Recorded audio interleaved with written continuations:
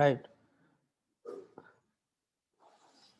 This is management and administration knowledge required for engineers.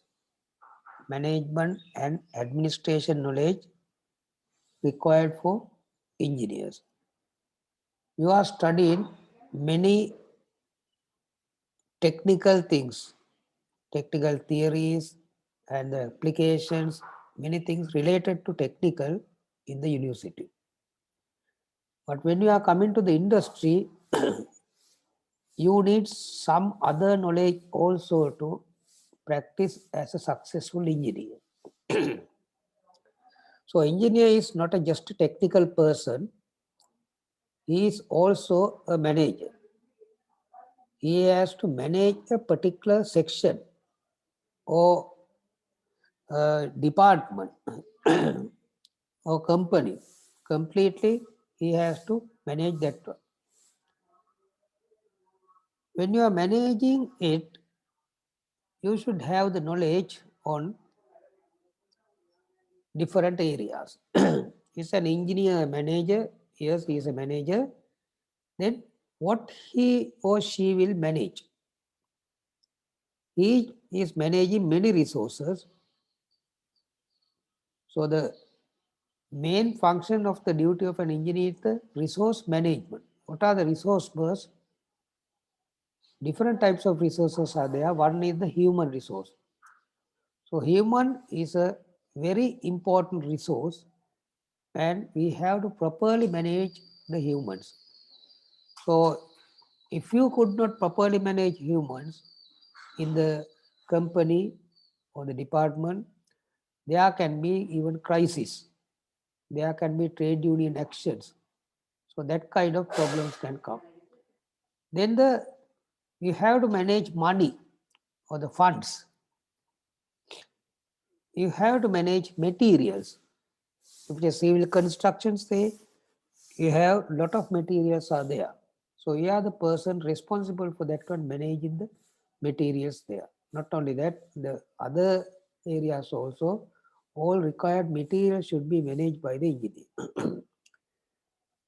Then another important thing is the time management. Time is also a very good resource, very important resource, and we have to properly manage this one. So when you are doing a project, you have to deliver the project on time. It should not be delayed. If it is delayed, it's a cost also increasing. Therefore, time management also very important part for the engineers. Then management functions or the roles of an engineer is the human resource management, financial management, project management, and procurement of goods and services. Procurement of goods and services. Now, human resource management, financial management, project management. So obviously, engineer is a project manager also. And procurement of goods and services. Uh,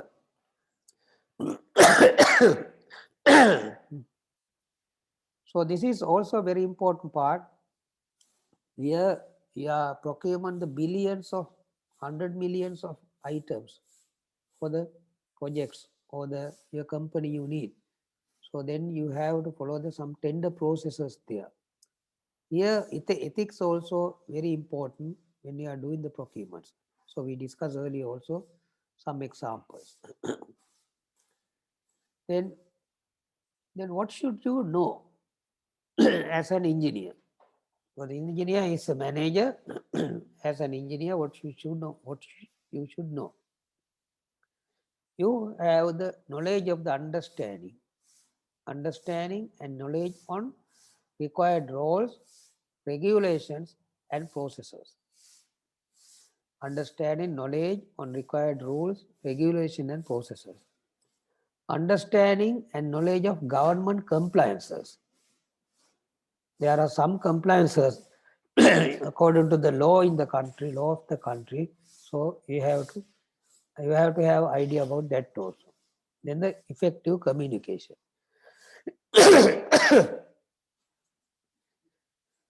Now, sometimes the engineers think they are technical people. They should know only the technical things. But they can say, we don't know about the other things because we are engineers. We should know only the technical things. But if something wrong in the say the human management or the procurement, or if you are not complied to government requirements, but you are responsible for that one, not anybody else's. The engineer is responsible for that one. You can't say I did not know about this one. The law, it is the law actually. So now suppose the when you are traveling by a vehicle, so if you are uh, caught by the police that you are driving high speed, uh, you can't say I did not know about this one. So similarly, the if you are doing something wrong, later on you can't say I did not know about this law. Or if you are supposed to do and you could not do that one, you cannot say I did not know about this rule or this law or these compliances. Therefore, knowing in this area is very, very important to engineers.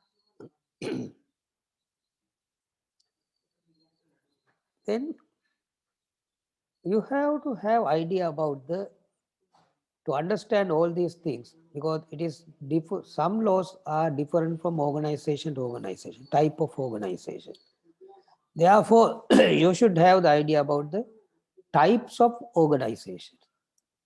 Types of organization. So you have fully government organizations. So fully government again can be divided to central government and provincial government. The fully government, you have the central government and you have the provincial government. So who will manage? What are the rules and regulations you have to follow for these fully government organizations? So all management guidelines are issued by the Ministry of Public Administration. Now you might heard about the local governments.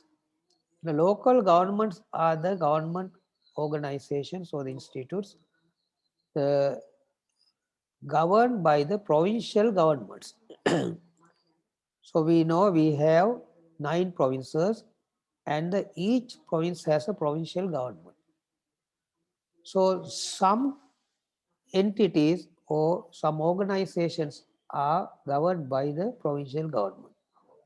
So they have, for that particular province, they can have particular rules and regulations. That is possible. They can impose to that particular province only. Legally, it can be done. So the you have the provincial government organizations and you have the central government organization. So all these organizations are managed by the Ministry of Public Administration. Okay, central government organization. So we can take some examples. Say irrigation department. It's a central government organization. Road Development Authority is it's not a fully government actually. So it's a semi-government one. But the Road Development Authority has the provincial road development authorities. That's called PRDA. So similarly, you can have the central government organizations as well as the provincial government organization. Then here, all these are managed by the Ministry of Public Administration. Then what is Ministry of Public Administration? Let me share their website.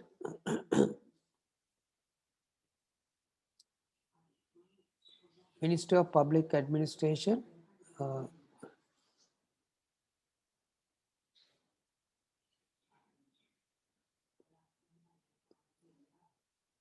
there it is.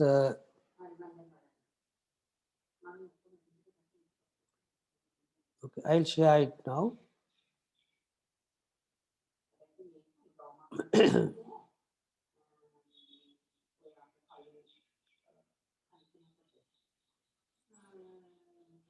So you can see this is the state of provincial councils and local government affairs.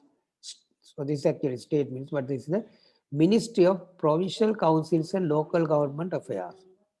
So this is the ministry. So the public administration comes under this ministry. You can see the Ministry of Provincial Councils and Local Government Affairs. So the central government and the provincial government organizations are governed by this particular the organization or this ministry. So you can go to this website and see there are many details are there. About us is there, divisions, that is their own divisions. Then local authorities, provinces. Then you can download their notices and circulars, acts, and any related information. Now let me share the presentation again.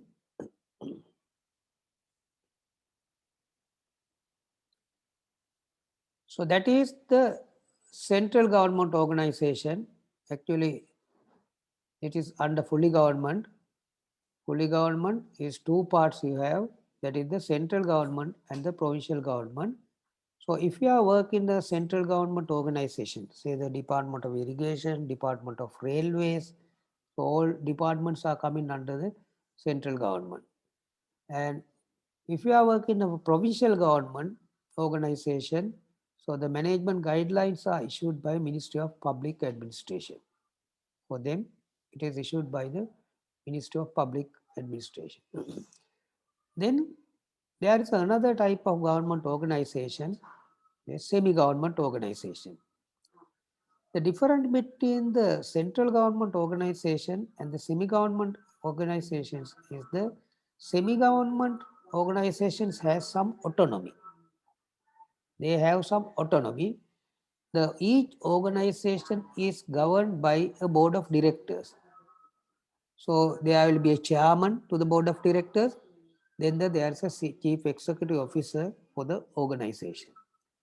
So semi-government organizations are managed by Ministry of Treasury.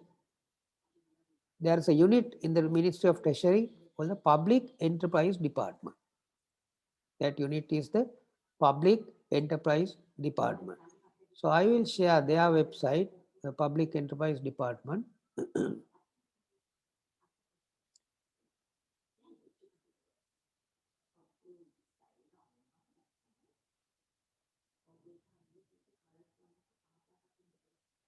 You can say the Department of Public Enterprises.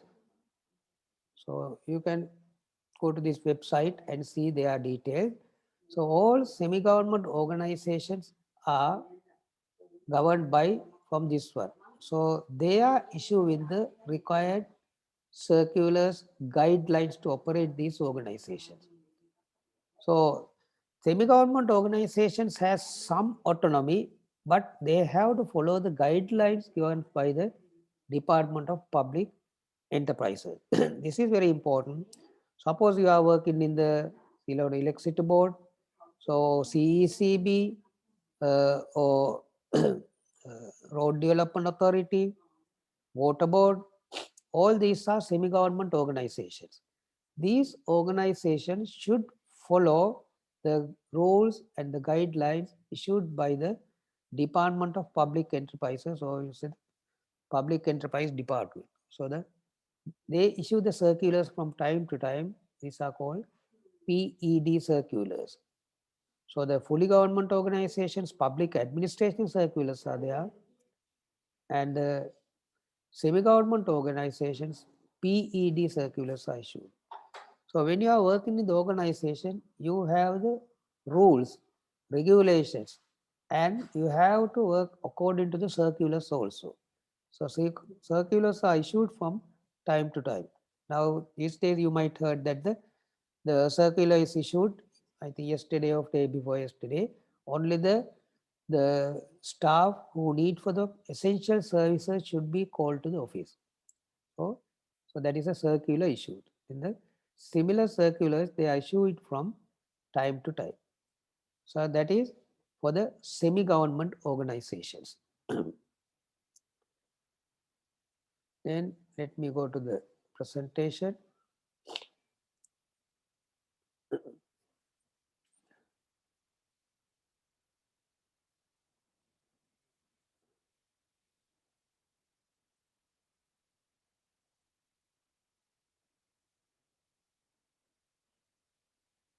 So third type is the private organization. The private organizations are managed by a board of directors.